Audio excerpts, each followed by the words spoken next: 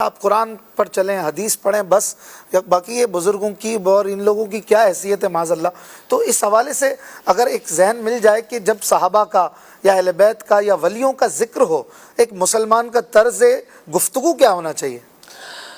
مسلمان ہمیشہ باادب ہوتا ہے، احترام کرنے والا ہوتا ہے۔ دیکھیں تیلی اصغر صاحب نے بھی پچھلے دنوں اس پر اچھا کلام کیا اور پوری قرآن کی آیت سے بتایا کہ جو جملہ بعض لوگوں کی زبان پہ آیا ہوا کہ بابے تو کوئی شے نہیں، جی تو حالانکہ یہ جو طرز ہے، یہ جو انداز ہے، جی یہ اسلامی تربیت کے بالکل خلاف ہے۔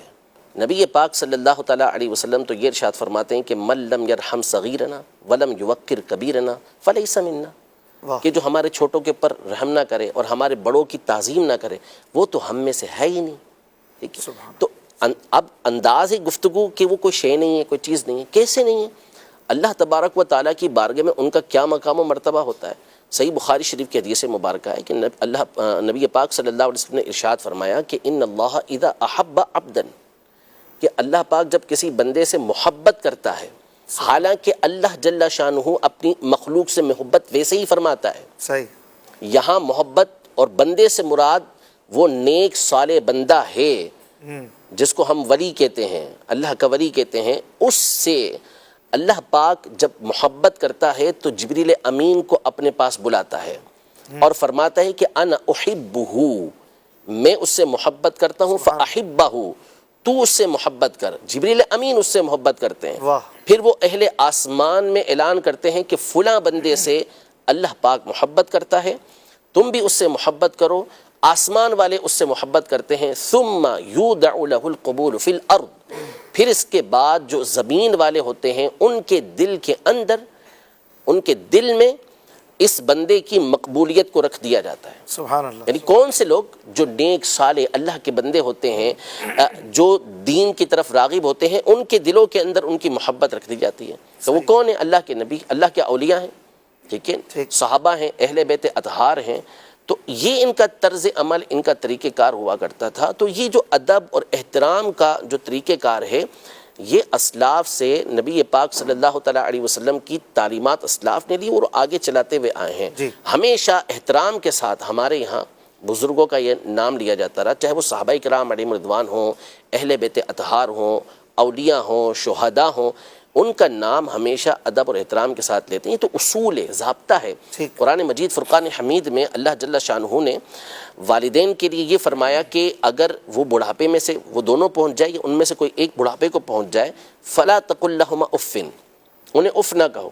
جی، اف کا کلمہ کہا گیا کہ اف نہ کہو، تو علماء نے اس مقام پر، مفسرین نے اس مقام پہ لکھا کہ اف یہ سب سے ہلکا کلمہ ہے کہ جو بندے کو تکلیف کے وقت نکلتا ہے، اچھا، ٹھیک ہے۔ تو ان کے ادب اور احترام کے پیش نظر ان کو اف کا کلمہ نہ کہو، ٹھیک ہے۔ اس پر پھر مفسرین نے لکھا کہ اگر کسی مقام پر اف کا کلمہ یہ تعظیم کے لیے استعمال ہوتا ہو، یعنی کسی کو ہم رسپیکٹ دینا چاہیں، تعظیم دینا چاہیں، اور اس مقام پر اف استعمال ہوتا ہو کسی زبان کے اندر، لینگویج کے اندر، تو وہاں پر اف کہنا منع نہیں ہوگا۔ وجہ کیا ہے؟ وجہ یہ ہے کہ یہاں جو منع کرنے کی بیسک بنیادی وجہ تھی وہ یہ تھی کہ اس سے ان کو تکلیف ہوتی ہے، اذیت ہوتی ہے کہ ہماری اولاد نے ہمارے سامنے اف بھی کیسے کیا، ٹھیک ہے۔ تو یہ ایک مثال کے طور پر مثال میں نے بیان کیا۔ دوسری بات دیکھیں، اب الفاظ اس طرح کے استعمال کرنا، تو اگر کوئی اپنی ماں کو کل سے یہ کہنے لگے کہ یہ میرے باپ کی بیوی ہے، تو حقیقت تو بیان کی نا، لیکن کوئی بھی نہیں کہنا درست ہوگا؟ بالکل درست نہیں ہوگا۔ تو جو طریقہ کار ہوتا ہے، اب صحابہ کے بارے میں اس طرح کا لفظ استعمال کرنا، جملہ استعمال کرنا، یہ تعلیم کے خلاف ہے، اور اللہ کی بارگاہ میں ان کا مقام، ایک تو یہ حدیث پاک میں نے آپ کے سامنے بیان کی، اور پھر اس کے بعد جو بخاری شریف کی مشہور و معروف حدیث مبارکہ، حدیث قدسی، اس کو دیکھیں تو اللہ کی بارگاہ میں ان اولیاء کا مقام ظاہر ہوتا ہے۔ ارشاد فرمایا من عاد لی ولیا فقد آذنتہ بالحرب، جو میرے کسی ولی سے عداوت رکھتا ہے تو میں اس کو جنگ کا اعلان دیتا ہوں۔ آگے ان کا مقام و مرتبہ دیکھیں کہ آپ کہہ رہے ہیں نا قرآن و سنت پر عمل کرے، تو یہ قرآن و سنت پر ہی عمل کر رہے ہیں۔ وہ اللہ تبارک و تعالیٰ ارشاد فرماتا ہے کہ جس بندہ میرا قرب فرائض سے سب سے زیادہ حاصل کرتا ہے، یعنی جن چیزوں کو میں نے اس کے اوپر فرض کیا ہے ان کی ادائیگی سے سب سے زیادہ میرا قرب وہ حاصل کرتا ہے، اس کے بعد وہ ہمیشہ نوافل پڑھتا رہتا ہے، حتی احببتہ، یہاں تک کہ میں اس کو اپنا محبوب بنا لیتا ہوں، اس کو اپنا پسندیدہ بنا لیتا ہوں، اور جب میں اس کو اپنا پسندیدہ بنا لیتا ہوں تو میں اس کے کان بن جاتا ہوں. وَكُنْتُ سَمْعَهُ الَّذِي يَسْمَعُ بِهِ، کہ اس کے کان بن جاتا ہوں جس کے ذریعے وہ سنتا ہے. میں اس کی آنکھ بن جاتا ہوں جس کے ذریعے وہ دیکھتا ہے. میں اس کے ہاتھ بن جاتا ہوں جس کے ذریعے وہ پکڑتا ہے. میں اس کے پاؤں بن جاتا ہوں جس کے ذریعے وہ چلتا ہے. اب اس کی تفسیریں مختلف ہیں کہ اس کا معنی کیا بنتا ہے، لیکن اب اللہ کی بارگاہ میں ان کا مقام دیکھیں، ان کا مرتبہ دیکھیں کہ اللہ تبارک و تعالیٰ کیا ارشاد فرما رہا ہے کہ میرے اولیاء سے عداوت کا نتیجہ یہ نکلے گا. پھر اس کے بعد متصل یہ بات ارشاد فرمائی جا رہی ہے کہ اللہ کی بارگاہ کے اندر ولی بننے والے ان کا مقام و مرتبہ یہ ہے کہ اللہ ان کو اپنا محبوب بناتا ہے. ان کے باڈی پارٹس کے بارے میں فرمایا کہ اللہ کا نور جلال اس میں داخل ہوتا ہے. پھر اس میں یہ بیان کیا گیا کہ اب یہ جو اللہ تبارک و تعالیٰ ہاتھ پاؤں کان یہ جو بیان کیا، ظاہر ہے کہ اللہ پاک اس سے پاک ہے، تو اس کا مطلب یہ بیان کیا گیا کہ وہ اللہ پاک کی اطاعت کے اندر ہی زندگی گزارتے ہیں. اور کرامات کے حوالے سے بھی یہاں گفتگو کی گئی ہے. پھر اس کے بعد یہ ارشاد فرمایا کہ اگر وہ مجھ سے پناہ مانگتا ہے تو میں اس کو پناہ دیتا ہوں، وہ مجھ سے سوال کرتا ہے تو میں اس کو عطا کرتا ہوں. سبحان اللہ. تو اللہ کی بارگاہ میں تو یہ مقام و مرتبہ ہے، اور آپ کہتے ہیں کہ کوئی شے ہی نہیں ہے، کوئی چیز ہی نہیں ہے. اور پھر میں آپ کو بتاؤں کہ دیکھیں، بندہ جب ابتدا چھوٹے طبقے سے، چھوٹے درجے سے کرتا ہے نا، جی، یعنی پہلے وہ اللہ کے ولیوں پر اس طرح کی باتیں کرتا ہے، تو کبھی بھی یاد رکھیے گا کہ اب وہ اس دروازے پہ نہیں رکے گا. یہ دروازہ ہوتا ہے جو، یعنی یہ وہ جگہ ہوتی ہے جس کو کہتے ہیں کہ یہاں سے دروازہ کھل گیا، اب اس نے آگے ہی بڑھنا ہے. اب اس کے بعد وہ تابعین پر آئے گا، تابعین کے بعد وہ صحابہ پر آئے گا، اور وقت آئے گا کہ وہ انبیاء کے بارے میں بھی اس طرح کی گفتگو کرے گا. اللہ. کیوں؟ اس لیے کہ یہ لوگ پردہ اور یہ لوگ دروازہ ہیں. یہاں پر اگر بندہ رکا رہتا، یہاں سے وہ جری ہو گیا. صحیح. جیسے قاتل ہوتا ہے، مجرم ہوتا ہے، وہ ابتدا میں تو ظاہر سی بات ہے کہ چھوٹے موٹے کام کرتا ہے، پھر آہستہ آہستہ آہستہ پھر وہ بڑے بڑے جرائم کرنا یہ شروع ہو جاتا ہے. تو اس لیے ہمیشہ جو بزرگان دین ہیں، اسلاف ہیں، ان کا ادب اور احترام، اور نام بھی ادب و احترام ہی کے ساتھ لینا چاہیے. ہمیں تو سکھایا گیا شروحات حدیث کے اندر، امام نووی رحمۃ اللہ تعالیٰ علیہ اور کئی بزرگوں نے لکھا کہ جب صحابہ کا نام آئے تو تعظیم کے ساتھ رضی اللہ تعالیٰ عنہم کہنا، اور اسی طرح جب اولیاء کا نام آئے تو رحمہ اللہ کہنا. یہ تو ہمیں تعلیم دی گئی ہے اس چیز کی کہ ہم نے اس انداز میں گفتگو کرنی ہے. اور یہ کہ نئی بالکل لاجک اور نیا طریقہ کار، اور اس کے پیچھے ایک بہت بڑی وجہ ہے. اور یہ چونکہ آپ نے سارے بھی تک جتنے سوال کیے ہیں انیکسپیکٹڈ ہیں سارے، تو اب یہ ایک پورا پیچھے ایک وجہ ہے اس کی کہ یہ کیوں اس طرح کیا جا رہا ہے. سب سے بڑی وجہ یہ ہے کہ اسلاف سے جب تک آپ کا تعلق باقی رہے گا آپ کو گمراہ نہیں کیا جا سکے گا، آپ کو اپنے پیچھے نہیں چلایا جا سکے گا.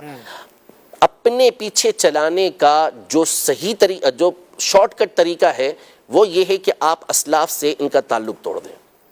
جب اسلاف سے تعلق توڑ دیا تو اب منمانی کرنی ہے، جو چاہے آپ کرتے رہیں، جو چاہے آپ بولتے رہیں. اب جب حوالہ پیش کیا جائے گا کہ جی یہ تو فلاں مفسر نے یہ بات کہی ہے، جنہوں نے اپنی ساری زندگی اس فن کے اندر گزاری ہے، فلاں محدث نے یہ بات کہی ہے، فلاں فقیر، وہ تو کچھ ہی نہیں، وہ تو کوئی چیز ہی نہیں ہے.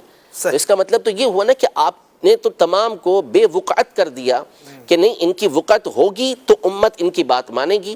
اور یہ وہ لوگ تھے کہ جو سلسلہ در سلسلہ ہمیں نبی پاک صلی اللہ تعالیٰ علیہ وسلم تک پہنچا رہے تھے، لیکن انہوں نے وہ جو کڑی آ رہی تھی اس سے کاٹ دیا کہ نہیں ڈائریکٹ ہمارا راستہ، حالانکہ یہ امت کے طریقہ کار کے خلاف ہے.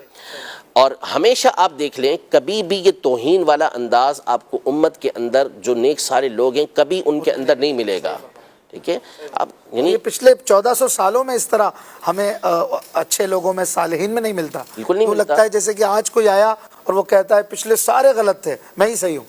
تو پھر وہی غلط ہوا نا، وہی غلط ہوا. امت تو غلط نہیں ہو سکتی. تو قرآن مجید فرقان حمید میں واضح طور پر ارشاد فرما دیا کہ جو شخص بھی مسلمانوں کے علاوہ کوئی اور راستہ تلاش کرے تو ہم کو اس کو اسی کی طرف پھیر دیں گے، نولیہ ما تولی، جس طرف وہ پھر رہا ہے ہم اسی طرف اس کو پھیر دیں گے اور اس کو جہنم کے اندر داخل کریں گے، اور جہنم بڑا ہی برا ٹھکانہ ہے.